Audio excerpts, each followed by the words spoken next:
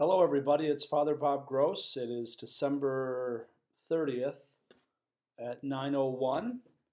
I'm back in Kelmer briefly for a day before I go to Waterloo to celebrate the wedding of a former student from Loris. Emily Nelson is marrying Nick Rollins of St. Anthony's in Dubuque. I know the family from St. Anthony's, and I know Emily from Loris, and they asked me to be the celebrant of their wedding, so it's an honor to do that. So I'll be tomorrow afternoon. So I want to put up a message for New Year's a couple days early. Father Dennis Miller, the chaplain at Loris College, will be having masses this weekend at our parishes, so please offer him a warm welcome. He's originally from Marshalltown, and he is in his second year at Loris. So I just wanted to offer a thought. This weekend we're celebrating the feast of Mary, Mother of God, which traditionally was the circumcision of Jesus. The 8 days after Jesus is born, he is circumcised and he is given the name Jesus. It's the first time that he sheds blood. So now it's Mary, Mother of God. But one thing I've been noticing with the discussions of coming up to New Year's is how many people are just wishing that 2016 really goes away. I was recently reading an article in the Washington State Journal, traveling in Wisconsin, and there was this very cynical column by a columnist saying, "Good riddance to 2016, all these good people who have died," and he was lamenting the new president. He was lamenting the violence going on in Syria. He was lamenting all the real evil that is present in the world. And just in these last days, tensions between the US and Russia has kind of been bolstered up. So there are people who just want really a new start. Many famous and important artists have died. Prince died. George Michael just died. Carrie Fisher died. Her mom, Debbie Reynolds, died the day after. Muhammad Ali died. Mother Angelica died of EWTN. A lot of people, there's just a lot. And people really just want this year to end and the new year to begin. Well, I want to insert something that is present when it comes to the new year. To think about, and that is we count our years of date from the birth of Jesus Christ. So some places have tried to get rid of that Christocentric counting of time, and they call it BC, before the Common Era, BCE, and then the Common Era. That's one way to kind of take away the Christianity part out of it. But when you look at the way we count time, we count it based on the birth of Jesus Christ. So we are in the 2016th year of our Lord, AD, Anno Domini, in the year of our Lord, 2016. Now I want you to think about that phrase, in the year of our Lord, 2016. And when we begin another liturgical year, one of the titles of the year is the Year of Grace. So you know how we have these Year of Faith, Year of Paul, we just had the Year of Mercy, the Year of the Priest several years ago. One thing that's really powerful is that every year is the Year of Grace. Every year is the Year of Grace since Jesus came to earth and was born 2016 years ago.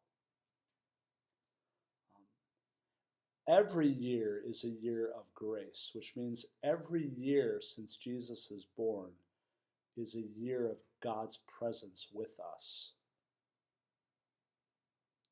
God's presence with us in our blessings, God's sustaining grace when we are suffering,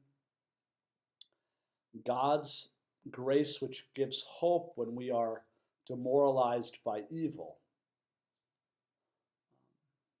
God's grace that is given to us in the sacraments, God's grace that's given to us when we remember the lives of the saints, God's grace given to us every time we celebrate reconciliation and are given another time, another chance, another experience of forgiveness. A year of grace every time we are given a new insight about our faith. A year of grace every time we are converted more to the Lord. When we leave behind sin and embrace more of the full life of the gospel. A year of grace when we lose people. Think of the people that are mourning the loss of close loved ones. There are the famous people that have died, and we mourn for them. But I mourn for my dad. 2016 will always be a year that I remember, the year that my dad died. But it's still a year of grace. It's a year of grace, and grace is God's presence. Grace is God's free gift given. And grace can be experienced in many different ways. And I just want to offer 2 ways that grace is experienced as you enter into the new year, 2017. And the first is this. Grace is prevenient. I'm going to say that one more time. Grace is prevenient. Prevenient grace is the grace and the presence of God that goes before us. So let me give you an example. You experience prevenient grace the moment that you want to go to confession. That is an experience of prevenient grace. You're in sin, you're in darkness, but there's that little inkling in your heart of saying, I better go to confession to receive God's mercy. I fundamentally want to be a better person. I want to follow Christ. I will go at 3:15 at Festina this Saturday. That's prevenient grace. That's God pulling you forward as He is ahead of you. He wants to pull you forward to a better life. And then the second type of grace that is so necessary for us to grow in holiness is cooperating grace. It's the grace and gift given to us to cooperate with the many gifts that God has given us, so that we cooperate with His movement, with His wisdom, with His ways, with His directions, with His will, and that cooperating grace allows us to live in the love of God. So God's grace goes before us, and God's grace is given to us to cooperate with God.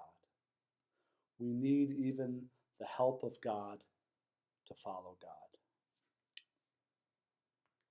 So as you enter into the new year, the year of our Lord, 2017, it is another year of grace.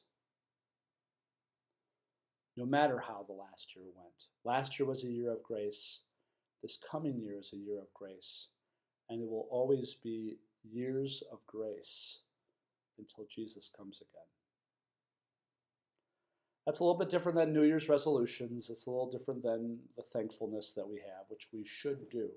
We should reflect upon the last year and offer God thanks for the good things that have happened and for His sustaining grace that He gave us if we suffered this last year. So let's offer that thought to you as you enter into New Year's weekend. Remember, God's grace goes before you, prevenient, and God's grace is with you to cooperate with all the good that He wishes to share with you in Jesus Christ our Lord. Happy New Year. May God bless you. Please welcome Father Dennis Miller, and Merry Christmas.